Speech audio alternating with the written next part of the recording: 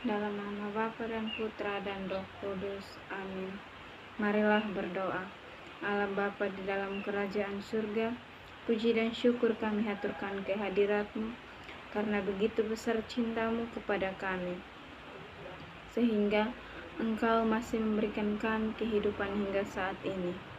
Ya Bapa, sebentar lagi kami akan memulai dengan merenungkan firman-Mu. Kiranya apa yang akan kami renungkan bersama ini dapat berguna bagi kehidupan kami setiap hari.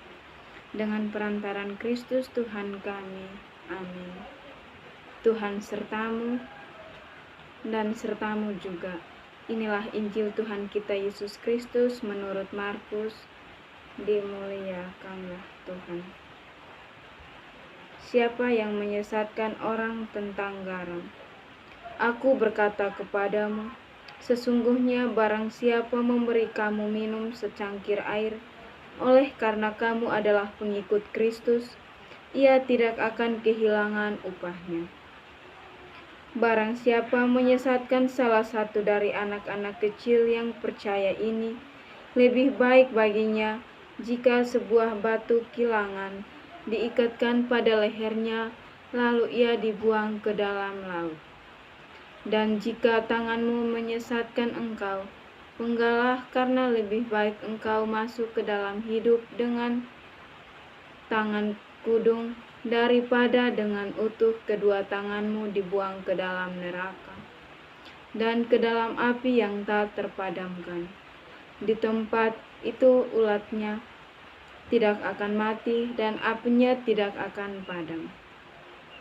Dan jika kakimu menyesatkan engkau, penggalah, karena lebih baik engkau masuk ke dalam hidup dengan timpang daripada dengan utuh kedua kakimu dicampakkan ke dalam neraka. Di tempat itu ulatnya tidak akan mati dan apinya tidak akan padam.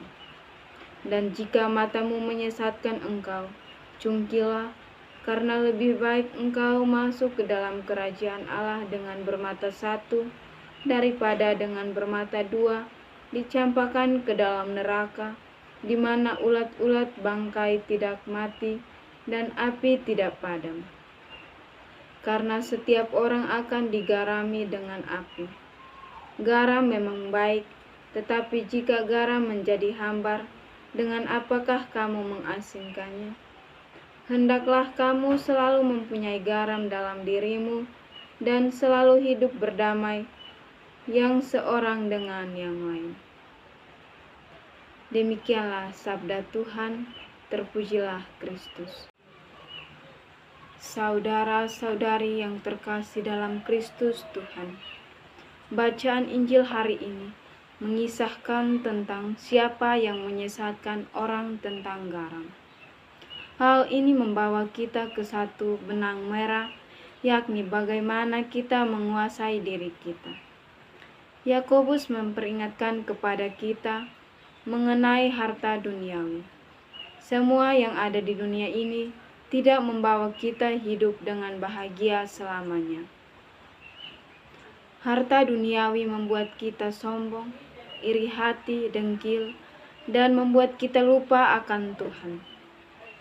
Saudara-saudariku yang terkasih dalam Kristus Tuhan, dalam Injil hari ini, Yesus menasihati kita agar kita dapat menguasai diri kita. Penguasaan diri adalah kemampuan untuk menghasilkan perilaku yang tidak merugikan orang lain.